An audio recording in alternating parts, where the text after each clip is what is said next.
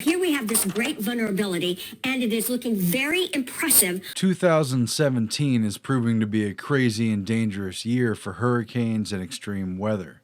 Despite the fact that in any given year, dozens of potential hurricanes get reduced to mere tropical storms or deviate into parts of the ocean and miss important cities, in 2017, all the worst predictions came right. Forecast from the Hurricane Center calling for a Category 5 hurricane. Law enforcement officials are saying if you're still here, you're unfortunately on your own. The storm has slowed down in its forward progression. That's bad news. You'd like it to move on and get out of there. It's not going to happen.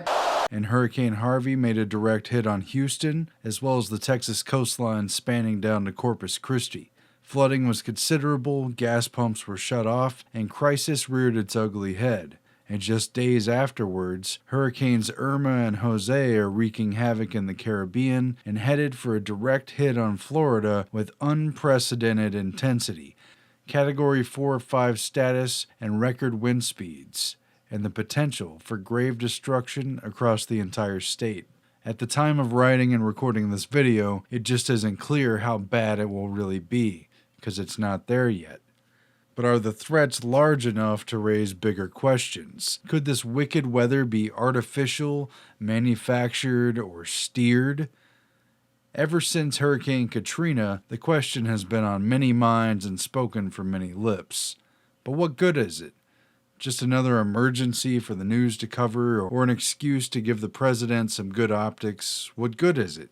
Well, for one thing, it gives control freaks the perfect pretext for control. Just take one look at how Attorney General Jeff Sessions announced a reversal of one of Obama's few good policies, barring police from receiving surplus, in quotes I mean, military equipment, and descending upon the town and all its inhabitants as if martial law is underway every time a riot pops up or an active shooter shows up on the radar. In this case, the administration decided that the need to rescue and restore order to Houston and other areas in the wake of a weather disaster was a good enough reason to put, quote, weapons of war back on American streets. The Trump administration is ending Obama-era restrictions that kept surplus military equipment from going to local police departments. Attorney General Jeff Sessions says the restrictions went too far and that they won't put superficial concerns over public safety. The Obama administration enacted the restrictions after public outcry of how the military equipment was used during protests in Ferguson.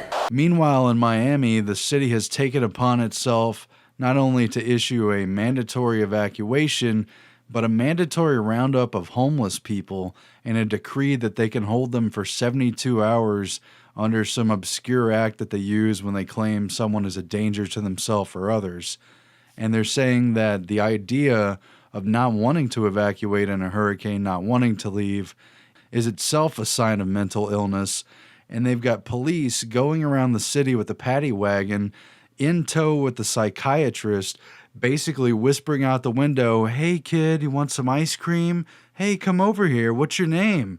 And they're treating homeless adults as if they're children, and they've already prejudged them, and they've already categorized them and given themselves the permission to round these people up, even though it does violate civil rights. And it's creepy because there's obviously room for abuse, and just imagine if you were the one labeled as mentally ill or homeless. They're just trying to get people in the wagon, and if they won't go, they're grabbing them anyway. And they've got a street team of Marines who are also helping to round up the homeless. You guys are also deploying the Marine Corps today. Yeah, we have. I reached out to the Marine Corps, and they're sending about 20 of their Marines out here. They're going to help canvass the area. They're rounding people up in Miami, and it turns out the storm's probably not even going to hit there. It reminds me of Terry Gilliam's Brazil. It reminds me of things that happened during Hurricane Katrina. And it's an eerie precedent for society over the individual and for a police state control. What else could they benefit from millions of desperate and panicked people? Why would the weather be gamed and unleashed upon populations under siege? You tell me. Buying things and land that isn't for sale, clearing out old parts of town with unwanted populations and running them out of town, insurance money, agency funding and budget increases. Who knows? But don't pretend that there isn't big business in disaster. The whole ball of wax was that the government-backed weather experimentation was forced to officially, in quotes I mean, abstain from cloud seeding when the storm they were targeting had more than a 10% chance of landing on U.S. soil within 24 to 36 hours. Why? Because in the 1947 test, officially known as Project Cirrus, led by General Electric chemist and scientist Irving Langmuir, as well as the U.S. Navy and U.S. Air Force, likely steered a deadly hurricane into Savannah, Georgia, and the public was hopping mad about it. Langmuir, for one, took credit for it. And the powers that be admitted man-made technology and interference from man indeed had the power both to intensify storms and to direct them onto land, whether intentionally or incidentally. Yes, the public and Congress used to be keenly aware of attempts at hurricane steering and weather manipulation in general, and the controversy surrounding it prompted an 11-year official, in quotes I mean, hiatus before Operation Storm Fury could officially resume with military and U.S. government support in 1962 and beyond. And before official, in quotes I mean, attempts at steering the weather by bombarding silver iodide particles into storm clouds could again take place out in the open. But controversy continued when the papers reported on the upcoming round of weather manipulation in 1965 with Hurricane Betsy. The press was informed about the Navy and U.S. Weather Bureau's joint plans to seed the hurricane and prove their technological capability when they thought the storm was relatively idle and therefore a good, quote, candidate for meddling. But supposedly, when the storm turned towards land, the plans for weather manipulation were dropped, officially, and in quotes I mean, but the media had already informed the public, and assuming that the seeding was underway, they blamed the cloud seeding project for Betsy's hitting Florida's southern coast. Read between the lines a bit much? At any rate, a lot of mistakes were made, fresh attempts were restarted, and publicity blunders endured.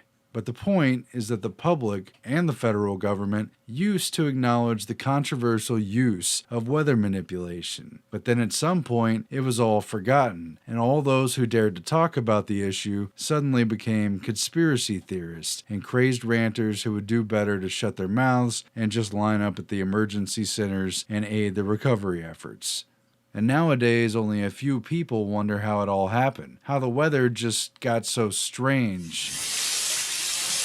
Yeah, that's the street. I know it looks like a river. And it's been raining every day consistently for 2 weeks. California can't get any rain, but we apparently can get lakes and rivers where our streets used to be. By the way, it's 3 o'clock in the afternoon on a Monday. This is why I moved to Texas, actually, is for the weather. Known for Seattle/swamp-like conditions. This is normal. Does anybody have a canoe? And how even talking about the weather became a good way to become an outcast and an instant weirdo. But Melissa uncovered this official document from 2009 in one of her first articles that she wrote back in 2012.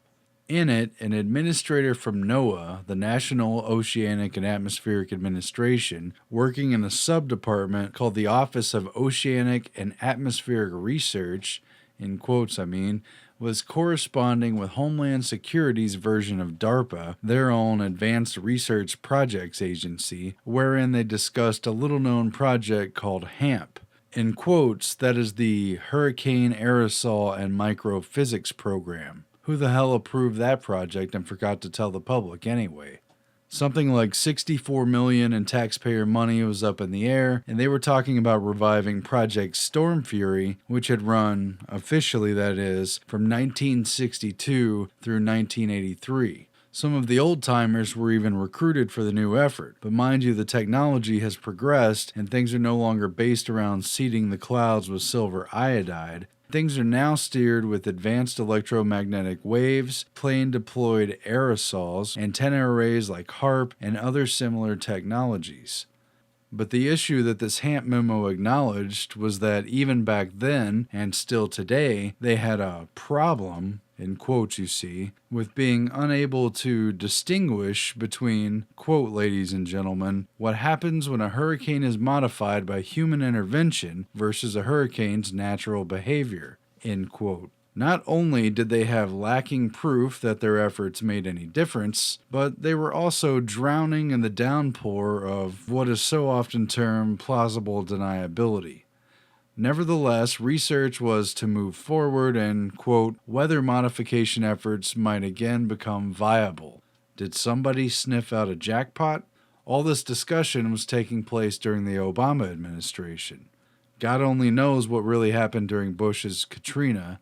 Under Obama, Sandy was a nasty mess for New York and New Jersey, and now the world is at present compelled to stare into the face of destruction in Houston and Florida, all at a time when war isn't selling and some bigwigs need a new disaster. How about another quote from Obama's former White House chief of staff? You never want a serious crisis to go to waste. And what I mean by that, it's an opportunity to do things that you think you could not do before. You never let a serious crisis go to waste. Imagine the problems that could create for a public that A, forgot its government has admittedly steered the weather, and B, can't tell the difference between genuine, albeit weird and over-the-top weather, and weather that is, well, less than authentic and something more than a mad scientist's wet dream.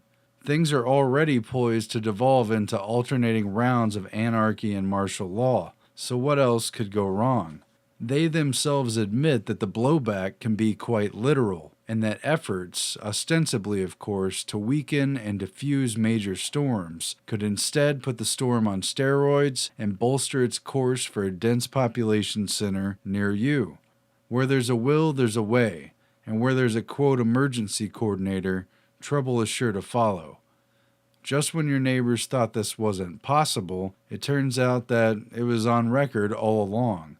Oh, and they've tested it out on snowstorms, lightning storms, rainstorms, and whatever other storms might traverse the land. What will happen this time, or the next? And will it be Mother Nature to blame, or Mother Government? Who knows, but keep your eye on the ball, or swirling eye of the storm. Somewhere in there may be that elusive, hidden hand. I end, of course, in quotes. Of the day, it's going to be pretty nice, though, if you had thought about evacuation, if you have been ordered to evacuate, if it's a voluntary evacuation, whatever. Pretty nice weather to be out and about and getting to your shelters. So.